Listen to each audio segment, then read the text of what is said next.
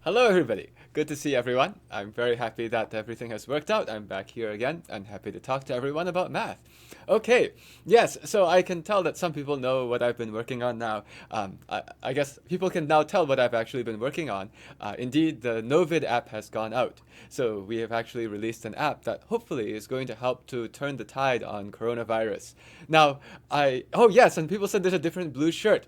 That is true. To be perfectly honest, the reason why there's a different blue shirt is because now my life has kind of changed quite a lot. There are all these different people and all these different things which are trying to get in touch with me. And so I actually didn't have time to go and change into one of the other shirts that I had. Usually I actually change into a different shirt before I do this live stream with everyone. But all of a sudden, people from governments of Armenia or Romania are interested. Even the United States government is trying to contact me to start to talk about ways that we could possibly try to actually stop this coronavirus.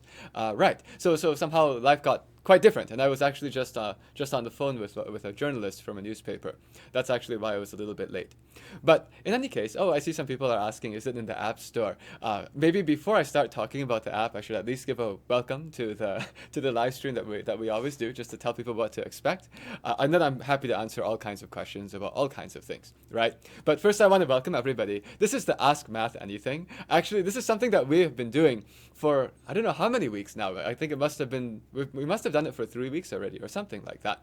But every single day, because people were stuck at home, I decided to run a daily live stream where I'm available to answer all kinds of questions about math, and I'll always turn them into some improvisational lesson about something interesting in math, which is not supposed to look like what you're getting in school. In fact, what you're getting in school is already a great lesson teaching that one topic. Some people are now saying, today's Ask App Anything. Well, here's what I'll say.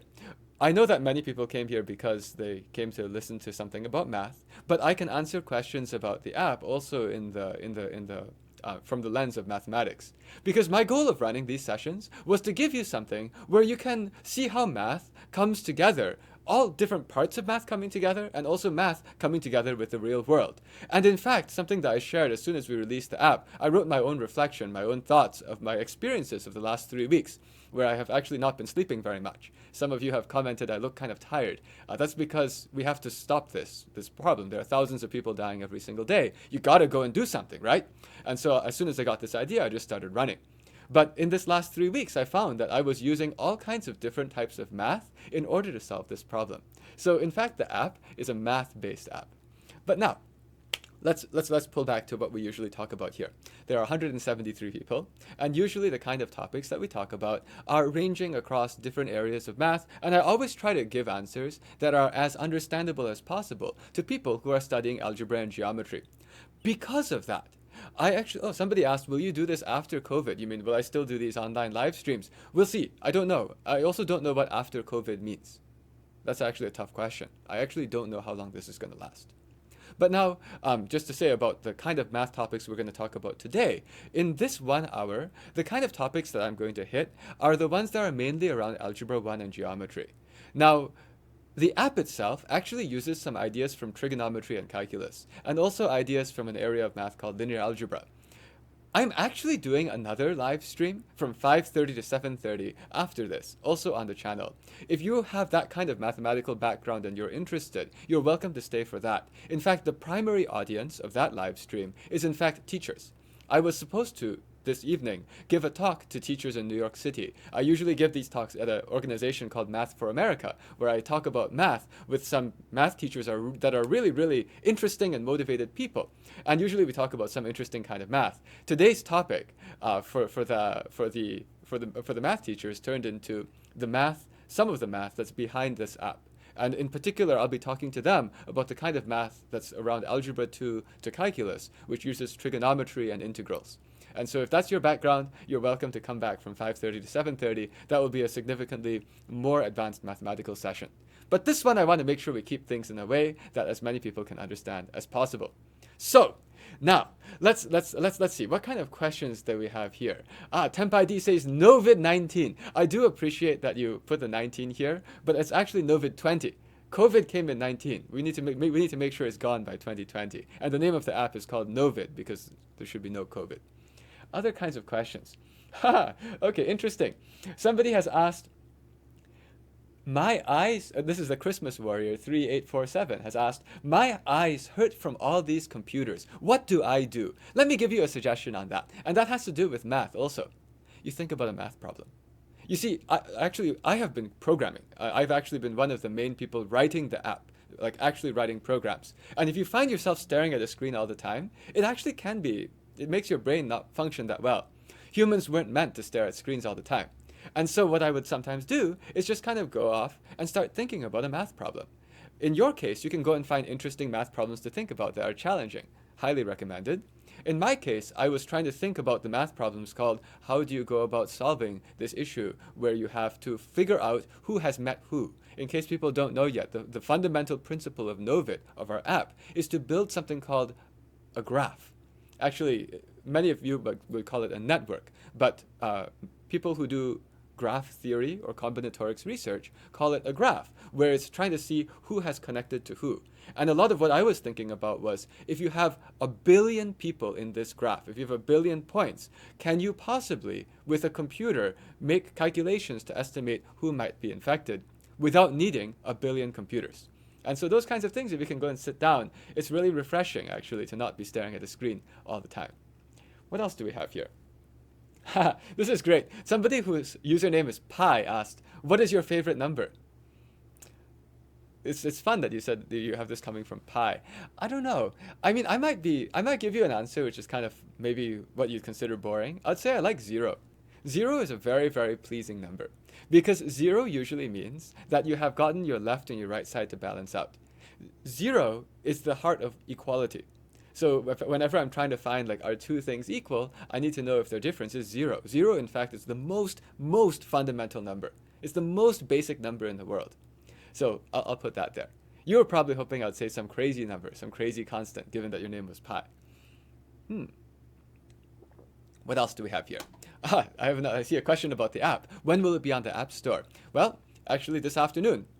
I was just working with some people who are former students who graduated from my university, Carnegie Mellon University, and very fortunately, my university that I work at, Carnegie Mellon University, has a huge number of people who go to work for Apple and Google afterwards, or actually all kinds of companies in Silicon Valley and in the technology industry. So in fact, as soon as I shared that we had this app, through this network of former students, we have actually been trying to get it into the App Store. Why there's a delay is because, for good reason, the app stores don't want just anyone to be able to put a COVID app inside, because your COVID app could be misleading.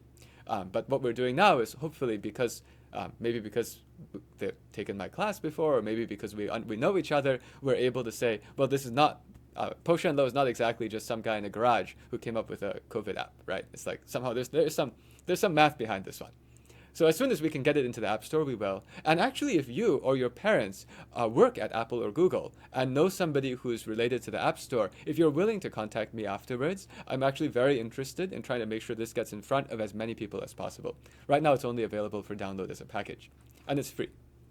Okay. And Joe asked, why is 42 special? So here's a math problem. 42, huh?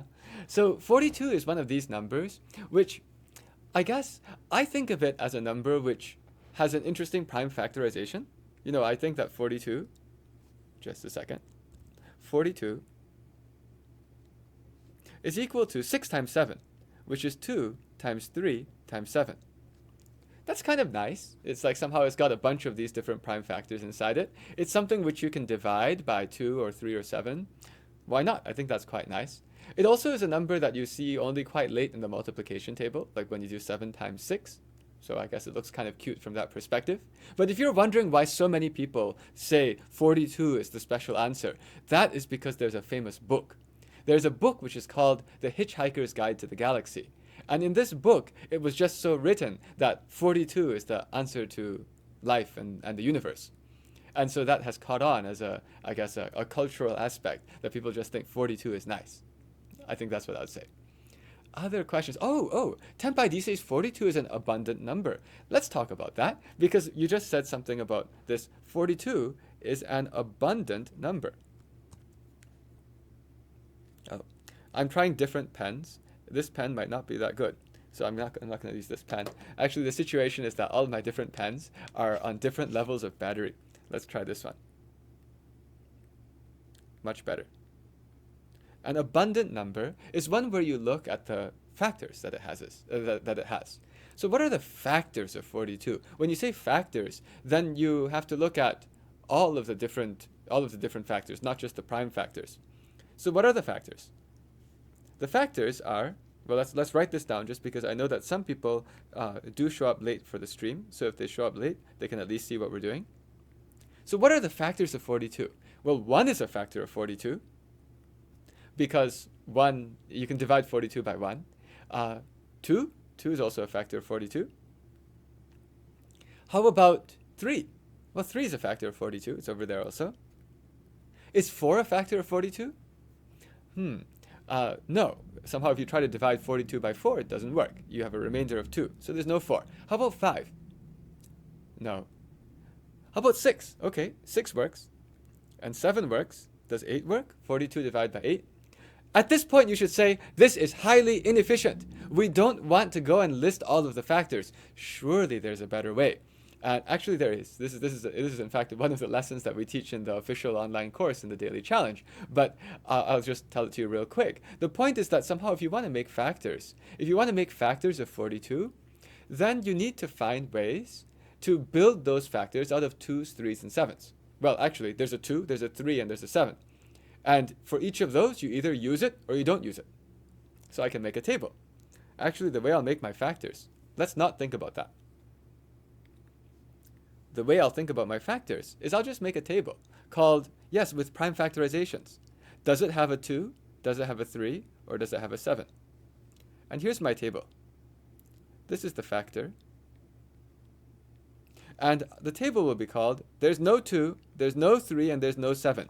So if I don't use the 2, don't use the 3, and don't use the 7, then the number I get, if I don't have any 2s, don't have any 3s, and don't have any 7s, that's 1.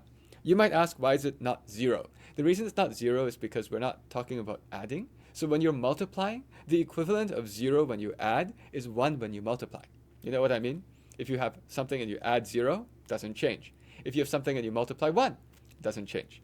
So it's the same thing. Somebody has asked, is it on Google Play? Novid app, we're trying to get on Google Play right now. That's what I was doing just in the last 2 hours or so. It needs to get reviewed by Google first.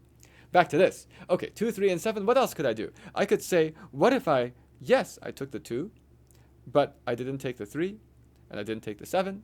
Well, in that case, that number is called 2, because I just took the 2. What if I had no for the 2, but yes for the 3, and no for the 7? Then my number is called 3. What if I had yes for the 2, yes for the 3, and no for the 7? At that point, that is 2 times 3, which is 6. Are people following what I'm doing here? It's like I need to make factors. This is cool. Yes, thank you, Philip. This is actually really cool. I do not want to go and just count from 1 to 42. It'll take forever. But this is so efficient. And by the way, what we're doing here is we're kind of flipping. Here I'm flipping these first, and then flipping those, and then I'll flip those last. As you can see, I already did all of the options where I have 7s as no's. And so the next options, there'll be actually 4 more. The other 4 options are, well, now these are with yes here, and so it's no, no. No, no, yes, that number is just 7. And if I had yes, yes, and no, sorry, what that means is there's a yes on the 7. They're all going to have yes on the 7 for a while. 2 times 7 is 14. And then if I continue with yeses on 7s, no, yes, that is going to be 3 times 7, which is 21. And finally, yes, yes, yes, is 42. So now what does abundant mean? Abundant is when you look at these factors and you add them together. Abundant sounds like there's a lot, right? There's more than you need. So now it turns out that 42 is an abundant number. I need to tell you what it means to be not abundant. Or rather, I'll tell you what it means to be perfect. There's a word for a perfect number. A perfect number, I'll give you an example of one. Just a second. So actually, does anyone know a perfect number? Maybe let's see if we can get people to participate in here. What's a perfect number? Does anyone know what is the smallest perfect number? The smallest perfect number is 6. Yes, and Skylar knows the other one, 6 and 28. There's a lot of them. But let me talk about perfect numbers, and then we'll soon see what makes some numbers perfect and some numbers abundant. A perfect number, 6. Here I don't really need to use this fancy method. Let's just write down the factors. What are the factors of 6? Maybe you can tell me what they are. The factors of 6 are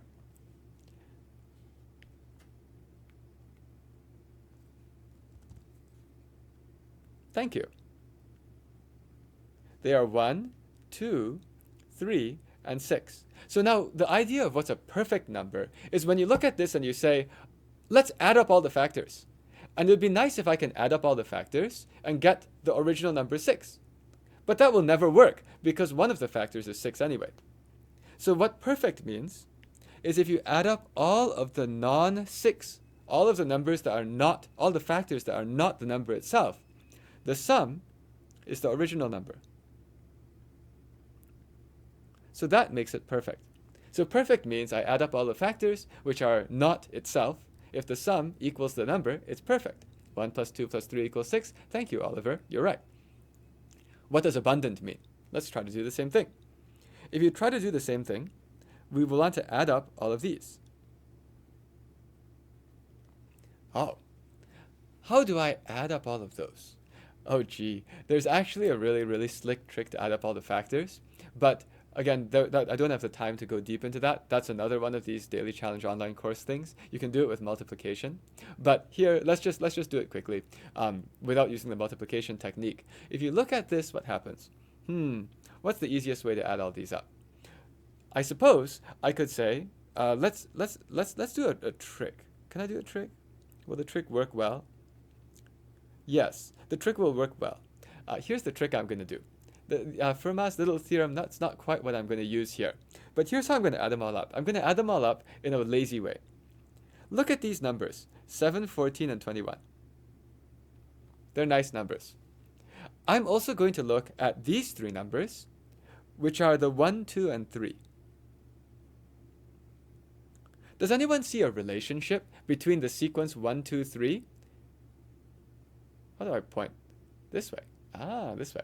I have to point in a funny way because it flips the orientation when I do these kinds of shows. Yes. So what's the relationship between 1, 2, and 3, and between 7, 14, and 21?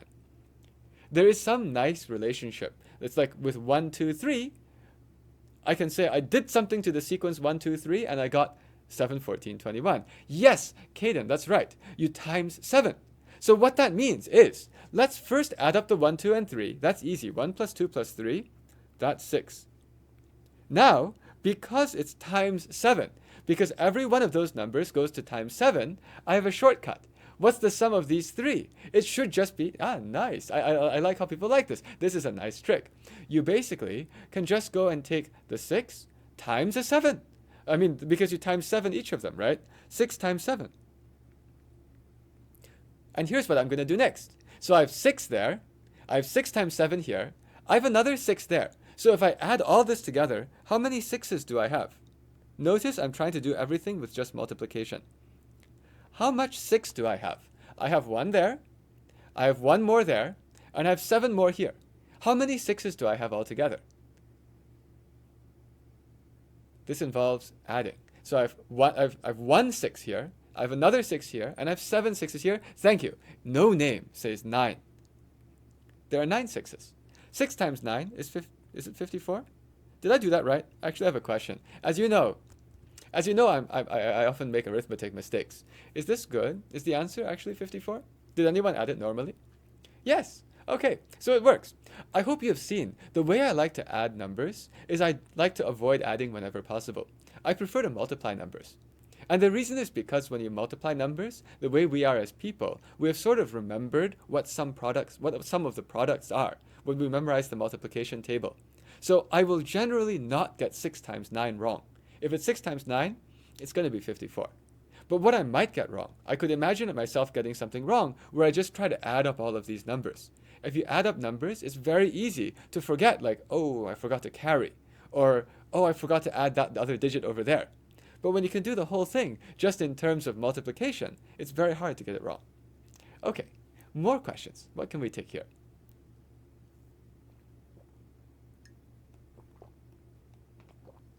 Wow. We have some people here who are asking some pretty advanced questions. Vinod asks about Fermat's last theorem, please. So Fermat's last theorem is the last theorem that was proved that was stated by Fermat. So this is I said it in a funny way. I said it in a funny way because it was stated by Fermat. Fermat didn't prove it. And Fermat was interested in these things, which you actually see whenever you have a triangle. All right, so I'm not going to go and prove Fermat's last theorem. In fact, I myself don't know every step of the proof. On the other hand, I'll say that the main ideas that are in the proof are quite sophisticated and usually use like PhD level mathematics in order to understand. It uses something called algebra, but a much more sophisticated version of it. But let me just talk about why it's interesting. It's interesting because many people have seen things like this before.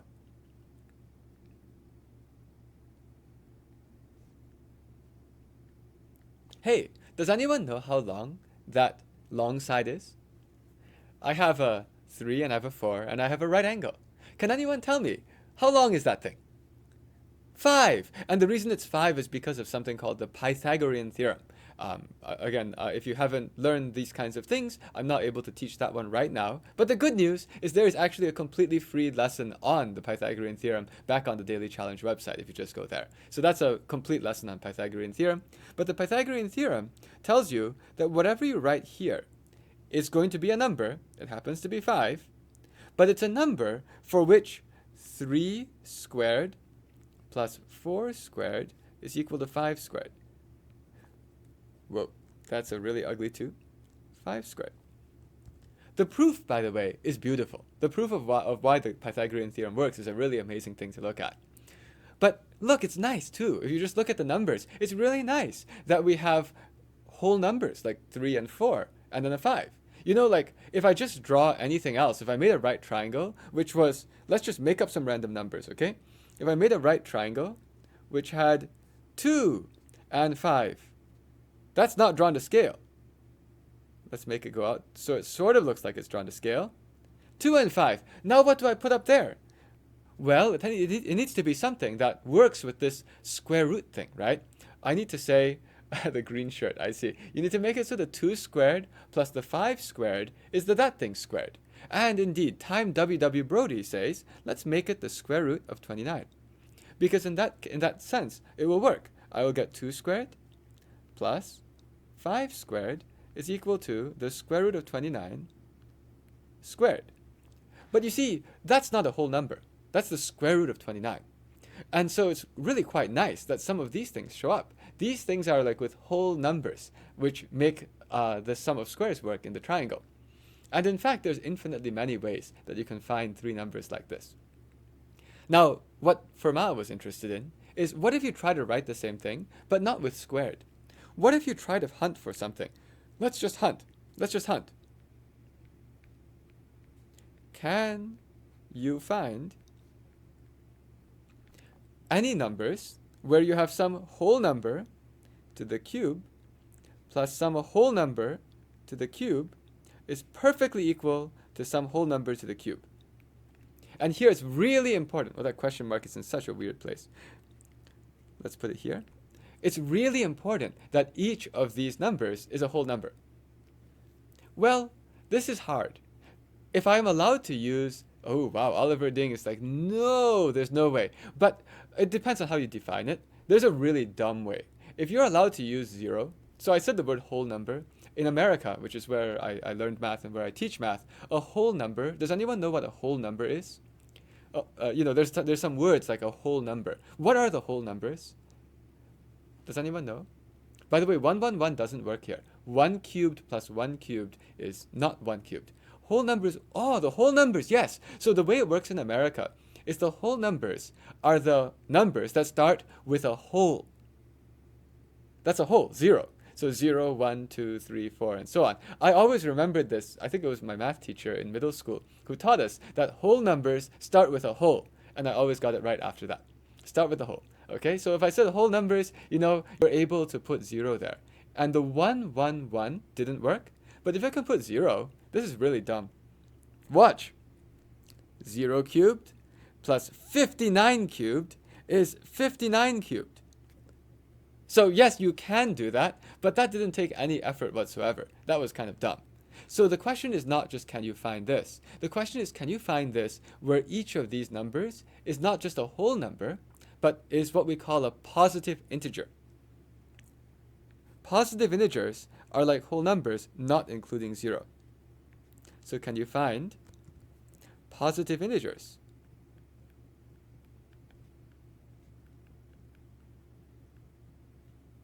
that make this true? And if you can, you're done. There's only one problem. There aren't any. And Fermat's last theorem says no. So Fermat's last theorem says no. That speech bubble looks ugly. No. And so who's saying it? Well, actually, it was Fermat who claimed the theorem, but as some of you have mentioned in the chat, in fact, that was proved by Andrew Wiles. So Andrew Wiles is a mathematician who was previously at Princeton University. Actually, that's where I studied for my graduate work, and so it was very, very interesting to see Andrew Wiles, just there, especially because this proof of Fermat's last theorem had been made when I was going to school. So actually, it was pretty interesting. I actually even watched a TV documentary about it. Okay, but so the answer is you cannot do this with 3. But actually, no. I should be careful. Oh yeah, you're asking that's Wiles. Well, that's my stick figure drawing of Wiles. Actually, with the 3s, Fermat did prove it that you can't do it with 3s. Wiles did it for the whole thing. Fermat's last theorem was, oh, let's not just do 3s. Let's also do 30s. And in general, Fermat was interested in, can you do it with any other powers which are not 2? If the powers are 2, yes, there's a way to do it. 3 squared plus 4 squared equals 5 squared. And indeed, Vinod is right. If I just need to prove this with 3 as the power, I can use what he calls, or she calls, simple linear congruences. That's a topic in number theory. Maybe we'll get to that in the number theory course. Okay, but so that's what I'll say about the Fermat's last theorem. I myself don't understand the proof. It involves too many steps and involves an area of math that I'm not exactly very familiar with. On the other hand, it's a neat topic to be able to talk about how sometimes you have these beautiful, I call them Pythagorean triples, where I didn't make up Pythagorean triples, that's just what they're called. And so that just kind of falls off my tongue when I say it. But these are called Pythagorean triples because that's the Pythagorean theorem. And this is a triple of numbers that satisfies it where all the numbers are positive integers.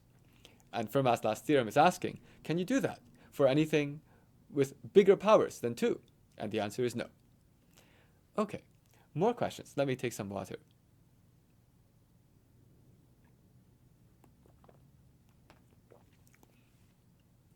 Yen C. Hi, sorry I'm late. What is the question? That is the question. We're trying to figure out what question to answer next. Joshua Wang says big brain lol. So I guess I must have answered that question correctly.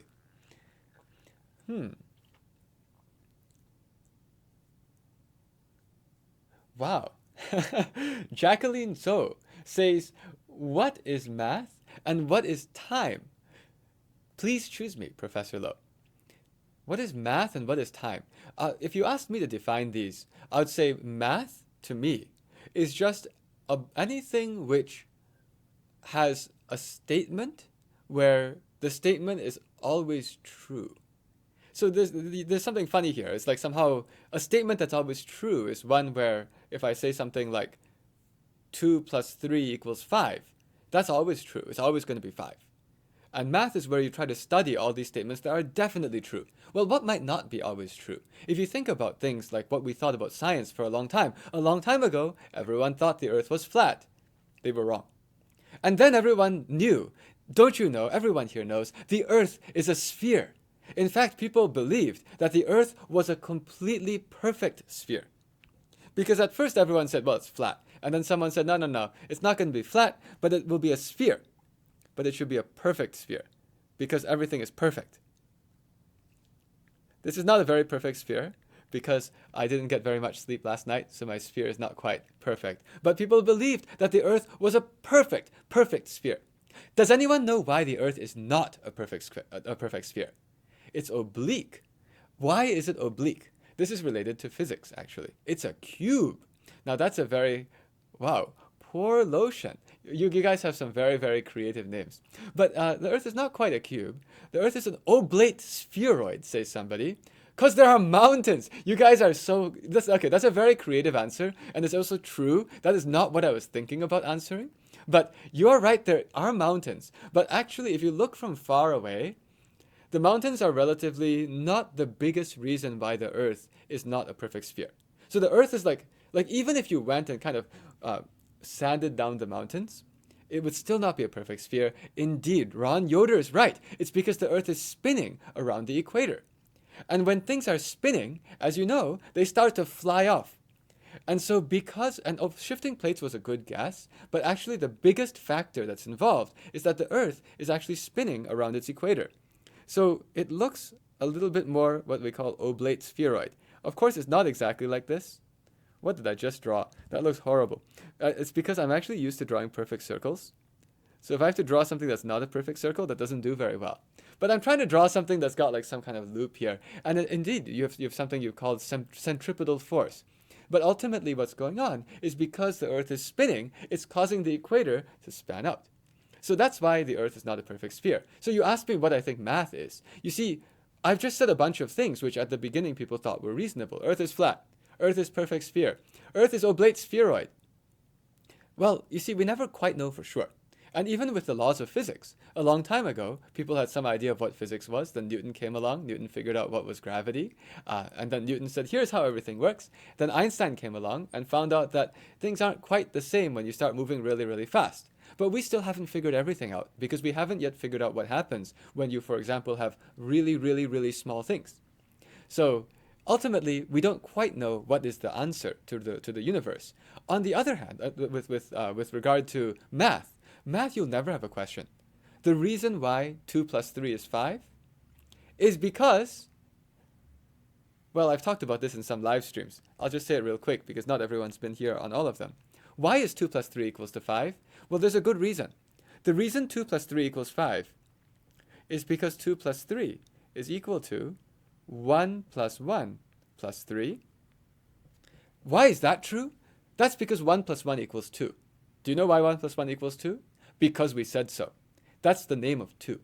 So yes, people are going down to piano's axioms. Temp ID, you seem to know a lot of math. But ultimately, it's like, what are the numbers anyway? What does 2 mean? 2 means 1 and 1. Well, what does 1 mean? Well, 1 is one of the fundamental numbers. At the early part of this live stream, some people asked, what are my favorite numbers? Diane Zhao, the question is, what is math? And so, you asked me what was my favorite number. I said 0 because that's the base for everything. Like the basic number.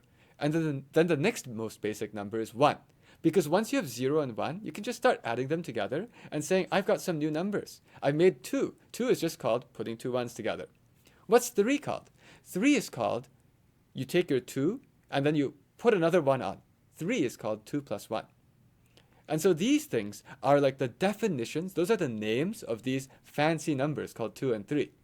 But now I can use the name of 2 to break this apart. The next thing I'm going to do is when you add, there's another axiom. This is something that you often learn in school, and oftentimes you're wondering, what's the point of this stuff? Well, it's because it's useful if you want to know why all of these things are true. But the 1 plus 1 and then plus 3, by the associative property, I can change the order in which not really order, I can decide which 2 things to do, which addition to do first. I can say this is 1 plus 3. This is a fundamental property of addition. Okay? And then now if I do this, what's 1 plus 3? Well, 1 plus 3 is 4. That's the name of 4. That's the name of 4. 4 is just take the 3 and add another 1.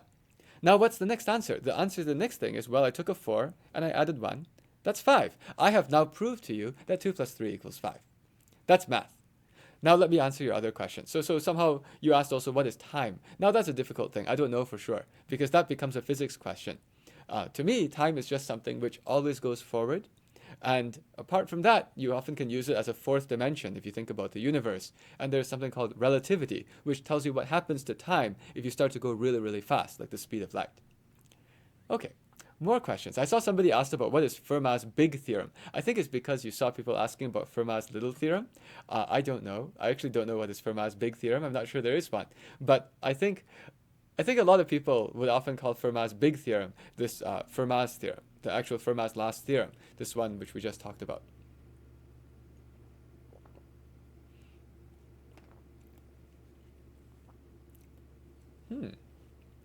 Twisting Gamer has asked, can you solve a Rubik's Cube with math?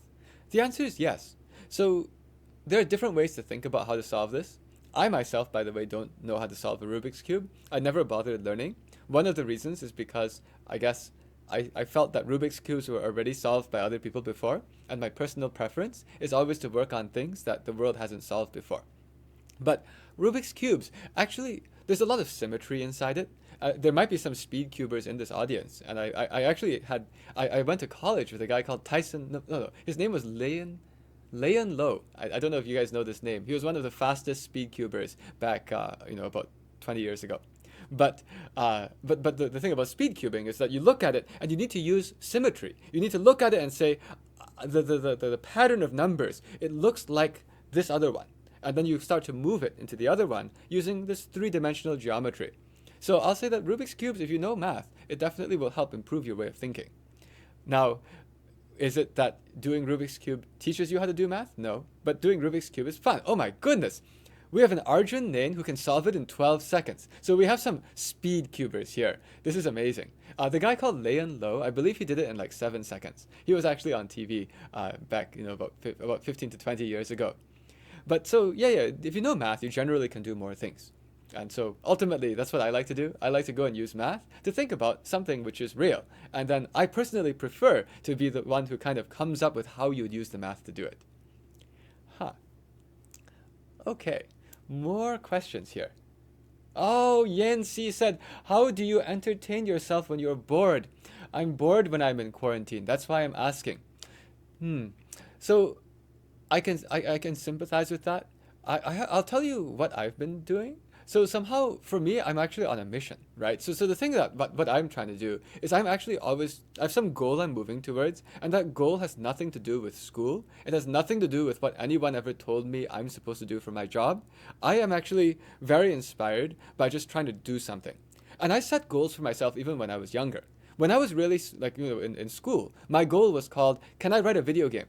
Or can I try to solve these hard math problems that are supposed to be impossible? I would just say, I want to do that. And my style for deciding whether I wanted to do something was just to say, if any human being has done it before, I should be able to figure out what they know, and then I'll learn it, and then I'll be able to do it too. And so I was actually never bored, because I would just go and say, now that I have a lot of free time, I can actually go and try to tackle one of these hard problems where you go and sink your whole brain into it and nobody's going to bother you. And so I'm actually one of those people for whom, in this quarantine period, I've been working like mad. And that's only because there's actually a real problem that needs to be solved that nobody had released a solution to. Nobody. And since there was no such solution, it was like, well, gotta do it. And for example, I told you I was programming Android. I actually never wrote an Android app in my life before this. But my style for doing all these things is, if I see that anyone else has done something, I should be able to figure it out. And so, of course, in our team, we got some people who know about Android, so they helped to put a lot of the framework together. But ultimately, the core part of the app, our app which senses whether other people are nearby, there's a lot of math in there. So I ended up having to write that part myself. And at that point, it was just, look on the internet. Has anyone else ever tried to use this is called Bluetooth radios, to try to connect with other people? And just figure it out. So I'm talking about all of these things just to say, actually, it's best if you kind of organize your life around things that you want to do that are kind of hard. Then it's very hard to be bored. Because if you always are saying, okay, I want to do this, the moment you do that, the next time you say, now I want to do something bigger. And then after you did the thing that's bigger, you say, now I want to do the thing even bigger. This is what actually gave me the confidence 3 weeks ago to go and say, I came up with an idea that could help to stop coronavirus. I'm going to do it. It's not going to be like, oh, it'll be too hard. How will you find people? How will you even be able to make something that people will want to install? Instead, it was challenge accepted. There is a plan. There is an idea. Let's go. Let's make it. And then it became, can Po-Shen Loh teach himself whatever needs to be done while also getting help from some of the most talented people in the world? And then you do it. So try to do stuff like that. Then you'll never be bored. In fact, then you have a different problem. Your problem will be called you're exhausted because you haven't gotten any sleep for 3 weeks because you just wanted to get something done. Strong advice. Okay. Yeah, well, actually, you also said, what is the quadratic method you discovered? That was what I gave a live stream about that yesterday to the people at the Museum of Math. I was supposed to actually give that in person in New York City, but because of COVID-19, I couldn't do that. And so that is actually the previous thing that I had done that was somehow, maybe of some consequence. Actually, the way that, and this is a real answer to you when you were asking about the quarantine, right? About being bored. This is showing you actually how my brain works. It's like every time I've done something, the question becomes, now how do I do something that has a bigger impact than that? How do I do something that is even bigger than that step? I mean, at some point, when I got to that quadratic equation thing, I was like, oh, there's a new way to solve quadratic equations that should replace all the Algebra 1 textbooks in the world. And so my thought was, well, at least I've done something now which will make people happy, like all people for the rest of history, happy for about half an hour of their life. That was my contribution. And then I was thinking, how can I get something that could maybe give people a bigger impact? And then when COVID-19 came and we all got stuck at home, I said, well, maybe this is something that I can try to do something that, might help more people for more than half an hour of their life. Okay, more questions. Oh no, what do we have here? Oh my gosh, Marianne Starr asked, where are your parents from? Okay, actually I was reading a different line, but that one appeared in the chat too. Where are your parents from? My parents are from Singapore, and that's why I have this particular accent that is that has a hint of Singaporean sound inside it. If I talk to somebody from Singapore, they can hear it right away. Other questions? Oh, I saw that there was somebody who asked a question, can you take off your glasses? Yes, I can. It looks like this. So indeed, I'm lucky enough that with my eyes, one of my eyes is nearsighted, but the other one is not. So the other one can actually see normally. So in fact, when I'm walking around, I often will walk around without glasses. Or if I'm just thinking about something, I'll have no glasses. But whenever I want to really concentrate and maybe be able to see what I've written on the screen, I'll put the glasses on. Okay. Oh my goodness. Philip, you say I look way more tired. That is true. That's because last night I went to bed at 5 a.m. and the night before was 6 a.m. But these are, again, it's like when you have a real situation that needs to be solved, you got to do it. So ultimately, I mean, maybe students are getting maybe a bad idea here. I don't want to tell everyone just stay up all night and do nothing. But what I will say is that if there is a moment of crisis in your life, do see if you can step up. And if you step up, it's just like the people who are in the hospitals. They're pretty exhausted too. In fact, they're more exhausted than I am. Okay, let's see. Joshua Wu did ask, did you get a lot of sleep yesterday? No, I think I got about 3 hours before I suddenly got a call from New York City that woke me up, because after I posted onto, after I announced the launch of the app, all these people started to see from around the world. And somebody called me. It was a good call. It's because people are interested in helping. Garvit Sobti says, how to prepare for IMO. That's the International Mathematical Olympiad. So how to prepare for this, there are some hard questions there. Those are questions where you have to explain why things are true. More sophisticated than this, what I've just shown here. How to prepare is the same way you prepare for anything else which is hard, which is you go and find examples of similar hard things and try them. So you try some of the earlier questions in the International Math Olympiad that had been given before, and you try to teach yourself those methods. I think that the best part about the International Math Olympiad problems is that you yourself can think about them. And so as you think about them, you don't have to just wait for someone to tell you. You can just dwell on them for a while. And that feels good. So I'll give that recommendation. And that recommendation is how you can prepare for just about anything.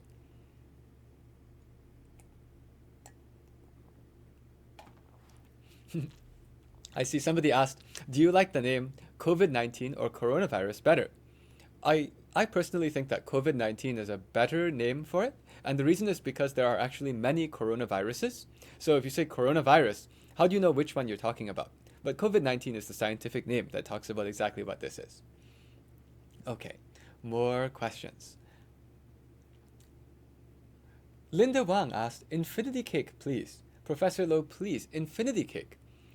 I don't even know what you're talking about. But if you ask me what's an infinity cake, All right, if you asked me to bake an infinity cake, here's what I'll do for you. It might be a mess though.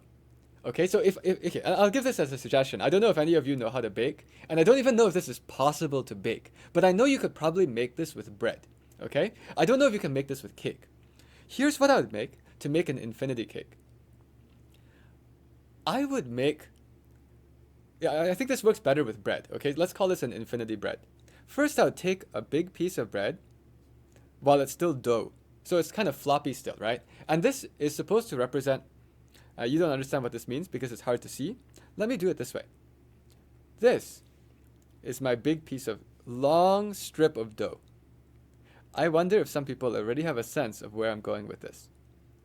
So I'd first take this really long strip of dough, okay? Then what I would do is I would take this long strip of dough, grab this piece, and twist it. So let me explain what I mean. If you take this long strip of dough and just put it back together, what you'll get, like, put it together, you'll just get a normal loop. Like if I just took this thing and moved, it's kind of, how do I do this? I take these two pieces and I put them together, that'll just make a normal loop. Why do you twist dough? You already see what I'm about to do. So I'll take this dough and I'll just kind of put it around, and that would be boring. That would just make a loop of dough. A loop of dough is just a loop of dough. But yes, Lyndon Liu sees where I'm going with this. If instead I take this side and I twist this side 180 degrees before I put it back together, then I actually make something called a Mobius strip. So what I mean by a Mobius strip is it actually, if you take this side and you twist it 180 degrees before you plug it back into the other side, then in fact it turns out that this is an object which has only one side. Indeed, it's a one-sided shape. And then what you would do is you'd go and put frosting on the whole side. So that would be what I would call an infinity cake. You could go and take this thing, I guess it needs to be more dough-like, not really like a cake. Cakes they'll fall apart. Temp ID says this is called Mobius bread. You know what? Maybe someone should actually make this. Who knows? Maybe you could make a new bread store or something that sells Mobius bread. But ultimately, you could actually get bread which has like the stuff on both sides. Oh my gosh, I think I've just invented pizza which has toppings on both sides. Like when you eat pizza, there's only toppings on the top. If you made this kind of long pizza, and then you did the twist, you could actually get both sides. Well, not both sides, sorry, there's only one side. There's topping everywhere. Okay, so I hope that was somewhat of an interesting answer to your question. Oh, there are Mobius bagels. So I guess people have invented this before. But if you ask me what's an infinity whatever, I would find that to be pretty infinite. Because as you're kind of going around the whole surface, you're going around the whole strip, it's like it just goes forever. And that would feel like an infinity cake to me. Oh, this also brings up a thing that I think of.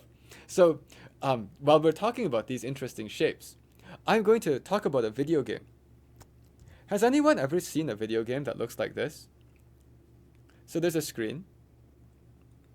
This is a really old school game. And then you got like that's your spaceship, okay? And then there's like some of these like asteroids around there. Does anyone know what I'm talking about? I'm talking about one of these games. This is not Fortnite. This is like one of these Pong. No, this is not quite Pong. Like there's this rocket ship, but somehow if you shoot at one of these rocks, the rocks, yeah, isn't it called asteroids? It sure is. If you break apart one of these rocks, somehow if you shoot a rock, it goes kapow. And then after it goes kapow, then you have like 3 smaller rocks that come out. And these things are all floating around the screen. Yes, people have seen asteroids before.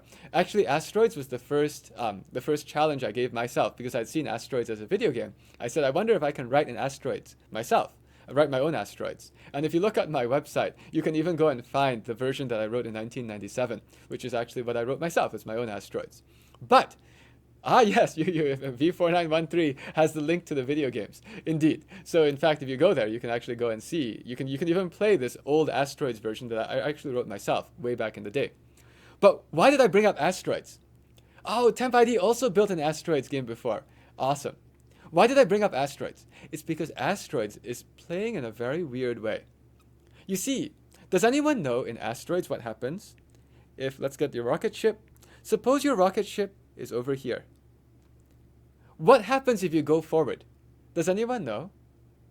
If you start to go forward in your rocket ship, where do you end up? Aha. Yevgeny says it's a torus. You see, alien attack, that's the name of the game. But somehow, if you're going straight, you end up on the other side. It makes sense, right? Of course it makes sense. On the other side is where you should go. So then you end up being, I guess you changed color to red or something. But I'm just saying you kind of go around that way, all right? Meanwhile, does anyone know what happens if your rocket ship is like on the very top and it's trying to go forward? Then it goes also to the other side. It actually always goes from one side to the other. Now, that's weird because actually, if you think about the Earth, it is very hard to go all the way to the top to get to the North Pole and then immediately teleport to the South Pole. That is not what happens. And actually, when I was playing this a long time ago, I never thought about that fact. I always was like, of course it makes sense. You go off the top, you get on the bottom. Well, where else would you go, right? Or if you go off on here, where else would you go on that side? So unfortunately, that's actually not what happens. In this game, it is as if you are playing on the surface of what's called a torus. Surface of a torus means, you see, what you should imagine this as being is that if you go off this side and you magically teleport there, that's like taking this like a big piece of fabric and wrapping it around, if that makes sense. That's what it would mean. And then that wrap around would make sense if you fly off this edge and get to that edge. Then that tells you that actually this whole game is being played on the surface of this object. Does that make sense?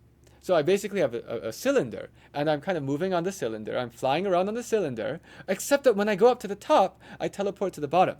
And the way you do that is you grab the top and the bottom, and you pull them together too, and you make a donut. So in fact, when you're playing this game, you're actually playing this game as if you are flying around on the surface of a donut. This is a donut. And you're basically flying around on the surface of the donut. That is actually what happens when you play asteroids.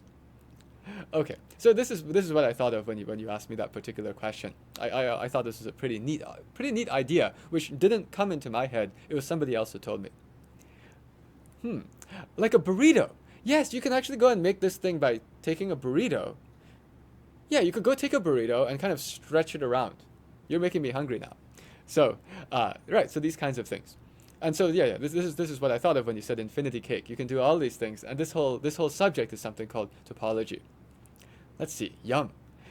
Other things. So I saw somebody ask a question saying, is your app going to be in the iOS App Store, the Apple Store? The answer is, I would love to make it there, and hopefully it will be. But my problem right now is that the Apple Store does not let anyone just put COVID-19 apps inside because they don't want people to get fooled by fraudulent apps. So the difficulty right now for me personally is I need to find somebody at Apple who works on this sort of stuff, who's like high enough up in the deciding which apps get to go in, to talk to them, to explain that we actually are not making a fraudulent app at all. And once we are able to do that, then we'll be able to put out the Apple version.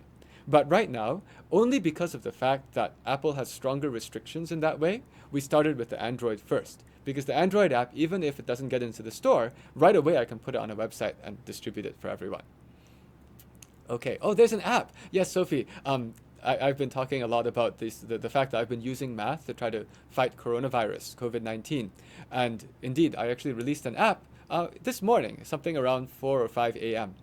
Something like that. Around 4 to 5 a.m., we finally finished everything about the app, and we released it. And it helps you to track whether or not you might have coronavirus. Okay, let's see.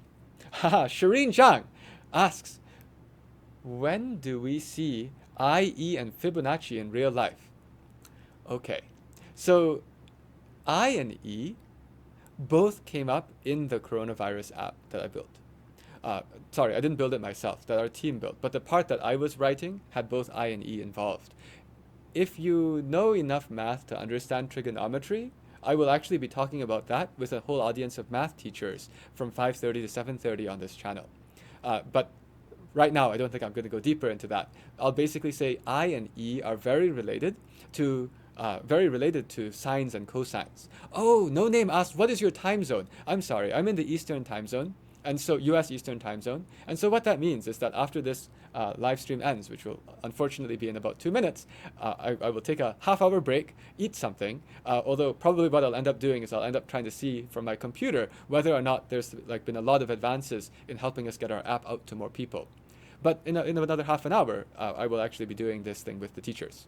I was supposed to talk about matrices, but it turns out that because there was a very interesting application of math to real life, I'll actually be doing that session all about some of the math that's inside. Okay. Other questions?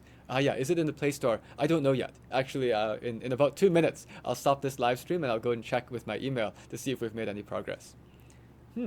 Spectra TTV asked, did you see Singapore's open source app for contact tracing? Oh, of course. I mean, whenever you're doing anything, you should always know what else is going on. And so I think that they're doing something very good. My hope was to make something that's not related to a government. So for example, I have no power to go and tell you, hey, give me all your information. Why will you'll just say like, I'm not giving you anything, good luck, right? Whereas, for example, the Singapore app, I think is very good, but the way it's been designed is that when you use it, the first thing you do is you give it your cell phone number, your mobile phone number, then they know exactly who you are. And if at any point they need you to give some information, actually it's under penalty of law that you have to give them the information. So that's actually what's going on. Okay, maybe a good way to finish this whole thing is because some people don't know what the app does. Somebody asked, how does the app work? It's really simple. Okay, so here's the situation. In this COVID epidemic, the biggest problem and why we all have to stay at home is because there can be people who don't look sick but are making other people sick. And by the time they finally get tested positive, you have no way of figuring out who have they met and who might they have gotten sick. Maybe they know from their family, they've met their family, but they don't keep track of all the other people that they meet. Other countries outside the United States have tried to do this by either having the spy agencies help to check, or maybe the government itself has the power to go and see who you have been with and where you are. In the United States, we don't do this. So in the United States, what my idea was is very simple. With this app, once you install the app, then it immediately starts working. You don't have to give it your phone number. You don't have to give it your email address. You cannot even choose a username and password. It just makes a random identity for itself.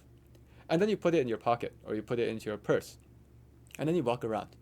Then what it does is every 5 minutes, it goes and tries to see if there are any nearby people who are also using the same app. And if there are nearby people, they talk to each other. The apps talk to each other without bothering you. And they both register that they were close to, that random person. But nobody knows the real name. You see, the most important thing is, I am not trying to figure out who everyone is. I have no intention of sending you advertising. It doesn't matter to me who you are. I just want to get us all back out of these quarantines. I want to get the economy back again. And so what I said is fine. Let's give everyone a completely random anonymous identity. It's actually generated by a random number generator. As soon as you install the app, a random number generator makes your username and your password, and you can't actually see what those are. But then those things are sent to the server, that's what we manage, every so often, like every hour or so. And every hour or so, what we find out is that your random identity met some other random identities, and that's just what went into our server. So our server knows that these random identities have met each other. And that's it. So if I look at my data, I just see some random numbers. I have no idea who they are because I don't need to know who they are. There are other apps out there which have used GPS, and they store your GPS of where you've walked, and then they have a very clear statement saying whenever they want to use it, they use a special way to remove the personal information. Why is there personal information? Because most people's GPS tells exactly where they live when you check the GPS at 2 a.m.